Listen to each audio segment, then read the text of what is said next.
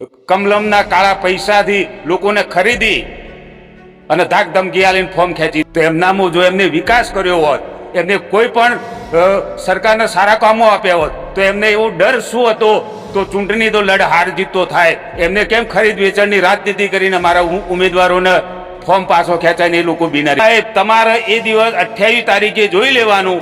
28 તારીખે પહેલું ગણતરીના દિવસ મારું ઇન્ટરવ્યુ હું આપીશ. મારું નામ પરબત ઠાકોર છે સાહેબ. ચેલેન્જ આપો છો? Fully challenge. એવું ફૂલ્લી ચેલેન્જ. એ દિવસ દોતા અને અડાદની અંદર કોંગ્રેસનો ઝંડો લહેરાશે. દાંતાની અંદર આજે ઓપનિંગ કરવામાં આવ્યું હતું કાર્યાલયનું, અને કાર્યાલયની અંદર જે કોંગ્રેસના સમર્થકો છે મારી સાથે છે, એમના દ્વારા વાતચીત કરીશું. આ વખતે કેવો છે ચૂંટણીનો માહોલ તમારા વિસ્તારની અંદર, ખાસ કરીને દાંતાની અંદર કેવો છે ચૂંટણીનો? અહીંયા દાંતા તાલુકાની અંદર અને અડાદ તાલુકાની અંદર લોકો દ્વારા અને લોકોની એક ઈચ્છા છે કે આ વખતે કોંગ્રેસનો ઝંડો લહેરાવવાનો છે.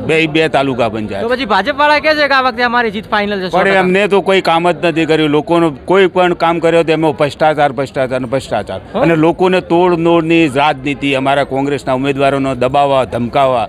લોકો જાગૃત થઈ ગયા છે આ વખતે, અને એમને ખુલ્લો પડકાર ફેંક્યા છે કોંગ્રેસવાળા કે આ વખત બનાસકાંઠા જિલ્લા પંચાયત પણ કોંગ્રેસની બનશે, અડાદ તાલુકા પંચાયત કોંગ્રેસની બનશે, દોતા તાલુકા પંચાયત પણ કોંગ્રેસની બનશે. આ લોકોનું મંતવ્ય છે સાહેબ. લોકોનું મંતવ્ય છે. હા, ઉમેદવાર.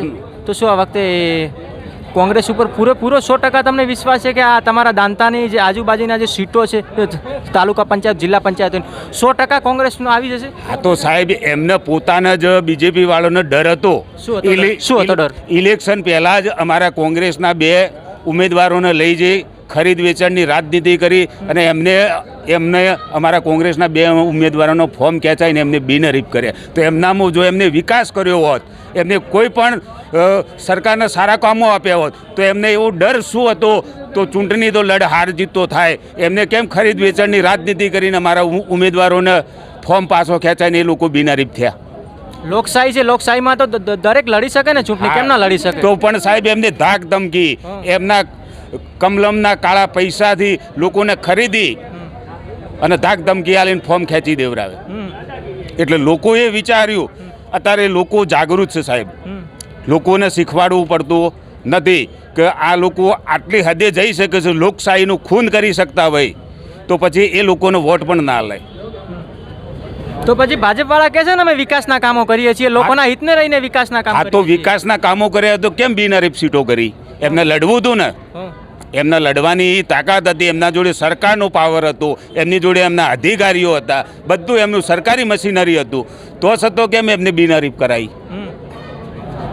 તો પછી લાગે તમને પૂરેપૂરો વિશ્વાસ 100% સાથે? 100% સાહેબ. તમારે એ દિવસ 28 તારીખે જોઈ લેવાનું.